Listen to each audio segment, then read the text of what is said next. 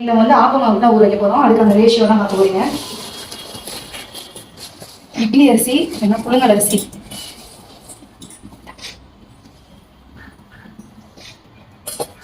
ஒரு வழக்கு எடுத்துக்கிறோம்.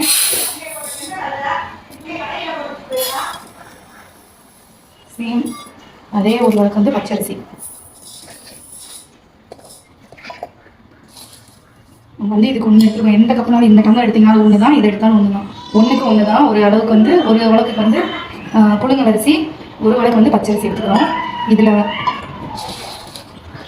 வந்து ஒரு கை நிறைய வந்து உளுந்து சேர்த்துக்கணும். வெண்ணெய் வந்து கொஞ்சம் அதிகமாக சேர்த்துக்கணும்.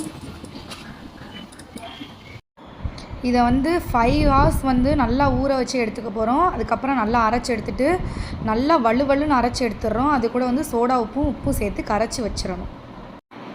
நம்ம ஓவர் நைட் விட்டுட்டு மறுநாள் எடுத்து ஆப்பம் சுடுறப்ப தான் ஆப்பத்தோட டேஸ்ட்டே நல்லாயிருக்கும். கொஞ்சம் புளிப்பு இருந்தால் தான் ஆப்பம் வந்து டேஸ்ட்டாகவே இருக்கும். நான் ஊற்றுற அளவு கன்சிஸ்டன்சி இருக்கணும். ரொம்ப கெட்டியாகவும் இருக்கக்கூடாது, தண்ணியாகவும் இருக்கக்கூடாது. இந்த ஸ்டேஜில் இருக்கணும். அப்போ தான் நம்ம ஆப்பம் ஊற்றி சுற்றுறப்ப கரெக்டாக இருக்கும். ஸோ ஆப்பம் சுடுறப்ப நல்லா நம்ம க்ளோஸ் பண்ணிட்டா தான் வந்து அந்த இதுவும் கிடைக்கும். அந்த நடுவில் சாஃப்டாக இருக்கும், சுற்றி வந்து மொறுமொருன்னு இருக்கும். என்கிட்ட ப்ரீத்தின்றவங்க எனக்கு ரெகுலராக வந்து எல்லா வீடியோஸ்க்கும் சப்போர்ட் பண்ணுறவங்க. ஸோ அவங்க தான் எனக்கு ஆப்பம் ரெசிபி கேட்டிருந்தாங்க. ஸோ ப்ரீத்தி, இது உங்களுக்காண்டி தான். Bye friends.